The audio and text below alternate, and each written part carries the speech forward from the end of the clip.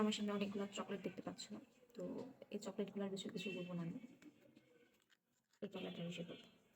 এটা দেখো, এটা আমরা ছোটবেলায় কিন্তু সবাই কম বেশি খেয়েছি, কিন্তু এটা কিন্তু আমাদের বাংলাদেশিটা না। আমাদের বাংলাদেশিটা যেরকম প্লাস্টিকের মধ্যে ছিল না, পাতলা প্লাস্টিকের, এটা কিন্তু ওইরকম না, এটা খুবই শক্ত,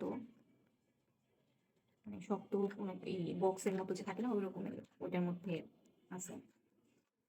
এটা দেখো এটার দাম নিয়েছে 220 টাকা, আর ওইটা খেয়েছিলাম আমার মনে হয় 25 টাকা বা 30 টাকা, মনে হয় আমার ঠিক মনে নাই, কিন্তু এরকম দাম হবে আর কি।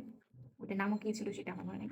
কিন্তু এটা দেখার পরে আমি বলি যে একটু কিনে দেখি, টেস্ট করবো আর কি কিরকম। তো চলো টেস্ট করে দেখি যে আমাদের পুরোনো দিনে সেই জিনিসটার মতন নাকি। এটা খোলার পরে আমি ভাই আরো হতাশ।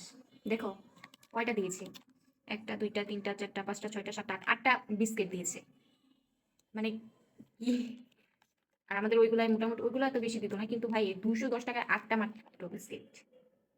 আর আমি এত বড় লোক না, তার জন্য আমি এতটুকু কাছে রেখে দিই।